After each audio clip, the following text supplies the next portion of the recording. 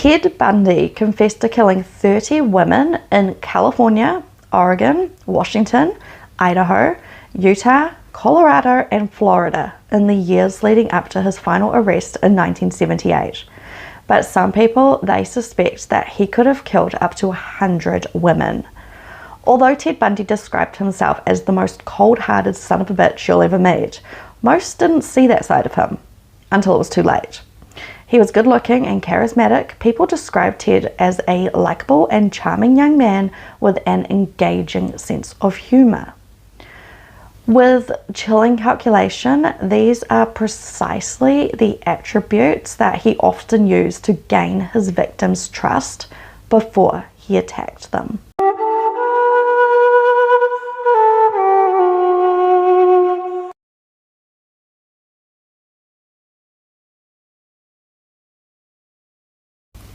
Hello and welcome back to Crime, Mystery and Mayhem with Kate. If this is your first visit to my channel, hello, welcome. It is great to have you here. Here on my channel, I talk about true crime stories because I find them interesting and I am quite intrigued as to why some people do the horrible things that they do. Please remember to like this video and subscribe to my YouTube channel because it would really help me in my attempts to grow my channel. I cannot do this without you guys. I need your support. I'm so close to being monetized. I think I just have to get 200 more watch hours before I can apply to be monetized. So that's really exciting and I thank you guys so much. Thank you, thank you. All right, so today I'm going to be talking about the execution of Ted Bundy. Let's jump in.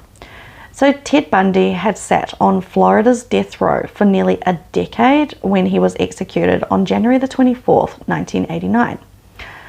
Unlike any other execution in history, this one became a celebration for the people in Florida and also people across the world. They were eagerly awaiting the death of a real-life monster. Ted killed at least 30 women in the 1970s, including a 12-year-old girl called Kimberly Leach. He was convicted of 3, including Kimberly's, and Ted was sentenced to death row. The day before his execution, he confessed to all the murders. Until that time, police, they suspected him in the deaths, but they lacked the evidence to charge him for all of it.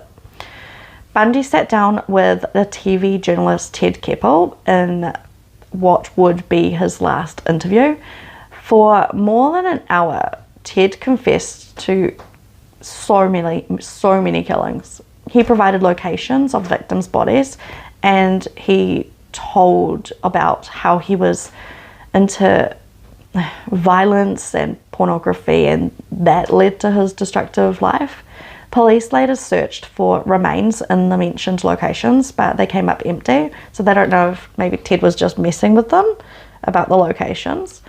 He did not confess after some sort of come to Jesus meeting. Instead, he hoped to stall his execution and buy himself more time on the earth, a privilege that he basically denied each of his victims.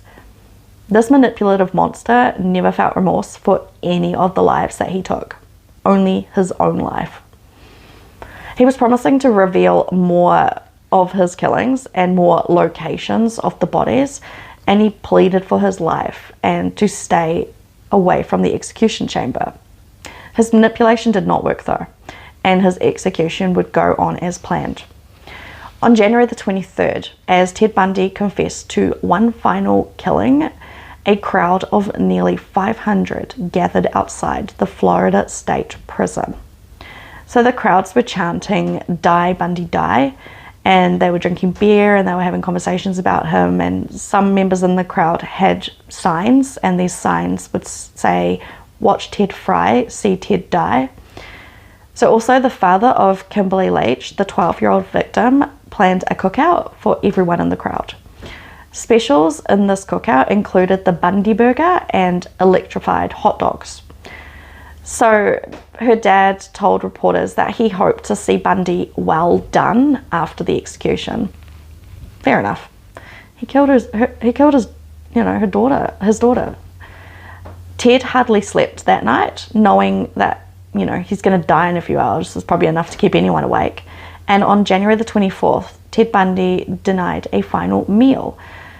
He twice spoke with his mum on the phone, during which conversation he finally admitted that he actually did, in fact, kill all of those innocent women.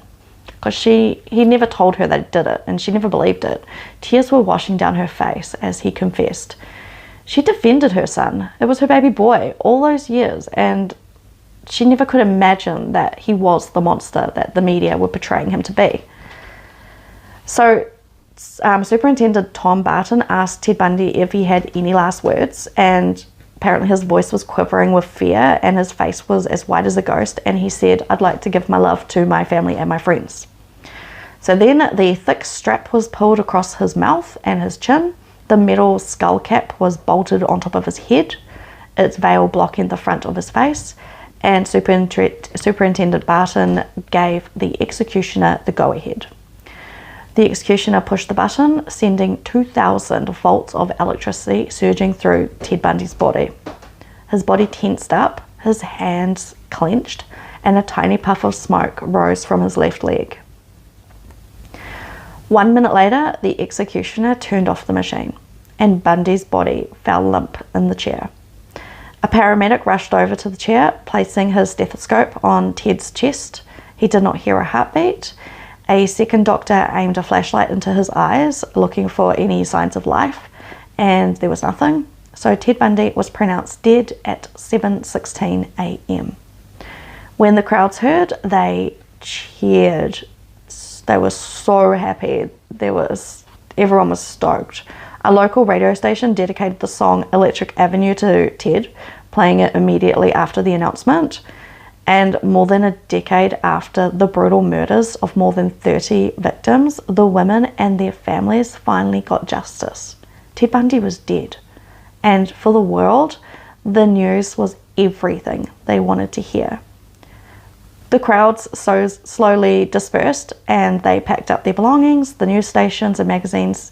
They left, they went to prepare their stories, and life went on with a little more comfortable knowing that Ted Bundy no longer existed. So after Ted's execution, his brain was removed in the name of science. Researchers, they wanted to examine it because they were hopeful that maybe they could find some abnormalities that could help them understand why he chose a life of murder and violent behavior. So yeah, they studied his brain.